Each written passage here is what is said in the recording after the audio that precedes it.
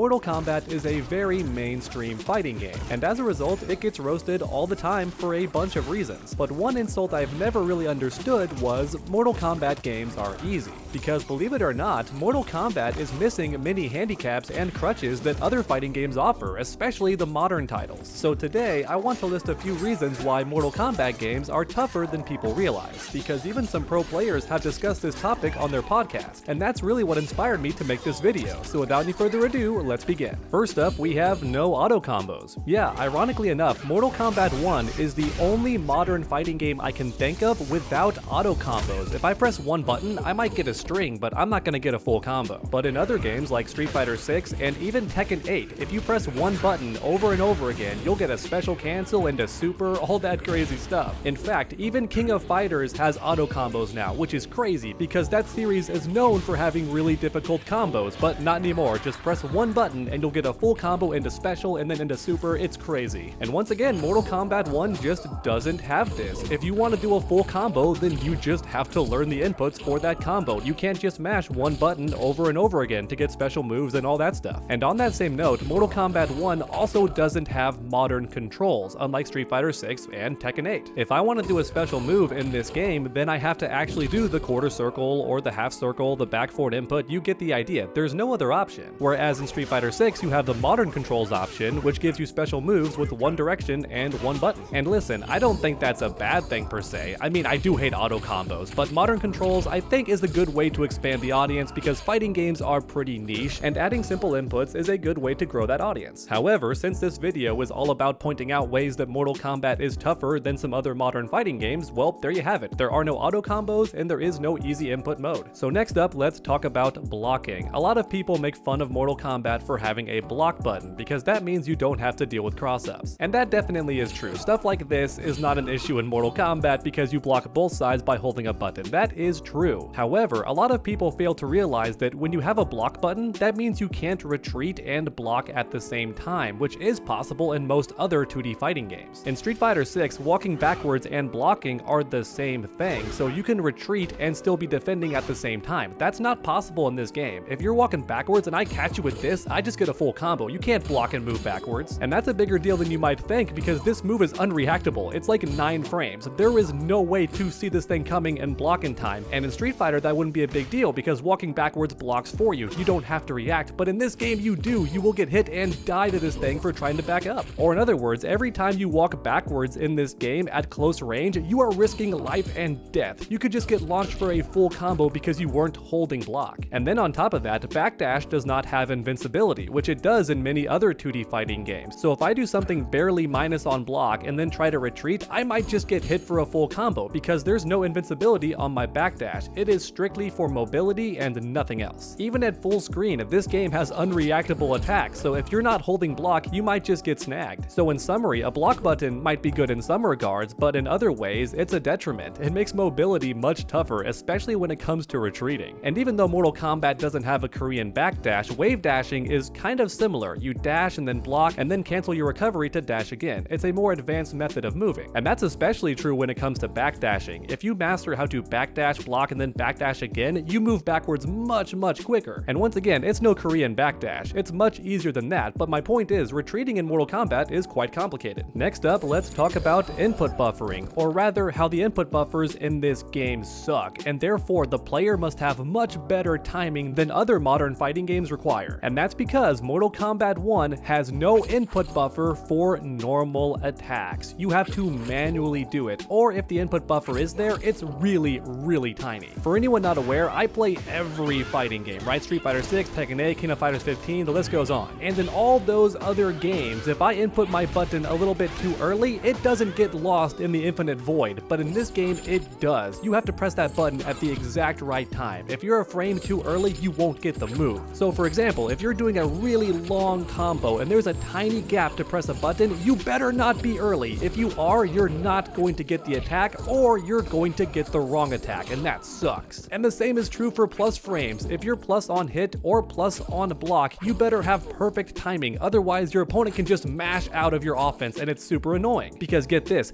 here's the funny part. On block, there is an input buffer, so if you're defending and the opponent does something -8, you can punish it with a 7-frame normal normal. In that regard, the game has buffer. But if you're the one attacking, you don't get that luxury. If you're +1, you better time your attack perfectly or the opponent's gonna mash out of it. If there is one thing I really want NetherRealm to change, it's this input buffer system, because special moves have a buffer and movement has a buffer too. You can dash a couple frames early and it comes out. You can do a special move a bit early and it still comes out, but for some reason normal attacks just don't have that luxury and only on hit. On block, there is actually a buffer. But I digress. I don't want this video to be a super long rant. My point is that Mortal Kombat 1 not having a buffer on offense makes it really tough to time things and therefore requires a bit more skill in that aspect. For every other modern fighting game, if you're +1 on block, that's incredible because the game gives you an input buffer. If you're +2, that's amazing because once again the input buffer is there, but Mortal Kombat 1 does not have that on normals and it's so weird. Next up, let's talk about matchup knowledge because that's one more area I think Mortal Kombat 1 is complicated. In every fighting game, it's not enough to learn your own character. You also want to have a decent knowledge of the opponent's character as well, that way you kind of know what's coming. The mix-ups, the frame traps, you get the idea. And in Mortal Kombat 1, the roster is a decent size already, but then you have the cameo characters, who you also have to study because they're not just for combos. They have mix-ups, frame traps, they can steal your meter, all that crazy stuff. So if you don't study the cameo characters, you're going to get jumped in Mortal Kombat 1. Or in other words, Mortal Kombat 1 has a lot of matchup knowledge to gather, more so than any modern fighting game I can think of, because even though Tekken 8 has more characters, there's also legacy knowledge for that game. So for example, if you played Tekken 7 and studied the characters, then you have a pretty good idea of what's coming in Tekken 8. But with Mortal Kombat 1, the characters change completely, so not only do you have to relearn every single character and the matchups, but on top of that, you also have to learn every cameo matchup and pairing as well. It gets devious. Don't get me wrong though, Tekken is still more complicated overall, especially if you're a new player. Okay, next up, let's talk about combo lockout, and that's my nickname for this because I went online and can't find anyone else talking about this issue, which means either all of us quietly accepted this nonsense or most players don't know this issue actually exists. So without any further ado, please allow me to explain what combo lockout is. In this game, if you accidentally press one extra button, you can't special cancel. So for example, just now, I accidentally pressed an extra X button, and as a result, the game would not give me fan lift. That's right, because in Mortal Kombat 1, if you accidentally press one button too many, then the game hates you and just won't let you do a special cancel at all. And believe it or not, that doesn't happen in other fighting games. As long as you input the special move on time, you get it. Or as long as you press the right buttons at some point, you get the desired outcome, but not in this game. Once again, if you press one button too many, then you just can't do anything afterwards. The game locks you out, and that's so annoying. Because let's be real, sometimes in the heat of the moment, you press an extra button by mistake, and in other fighting games, that's okay. But in this game, you are just screwed. The game says no special move for you, and the combo just drops, and that's so frustrating. I know some people in the comments are just gonna say get good, and yes, I understand that perspective, but once again, no other fighting game has this issue.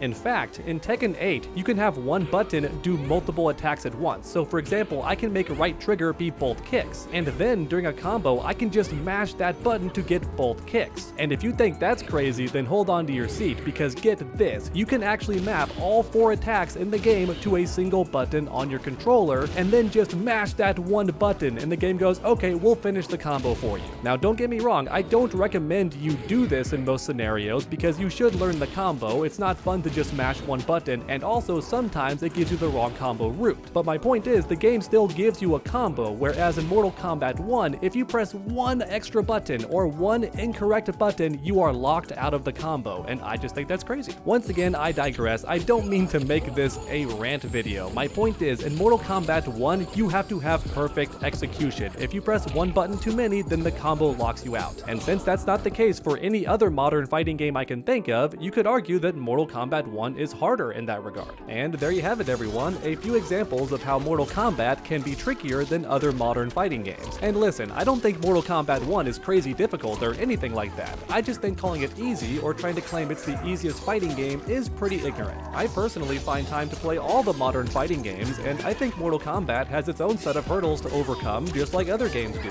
And if anything, I just hope some of these issues get fixed. Thanks for watching, everyone, and I hope you enjoyed. If you did, please leave a like down below. It helps the channel channel out a ton, and then keep that combo going by subscribing and ringing that bell so you never miss any future videos. Make sure to come back next time, and as always, stay underdog.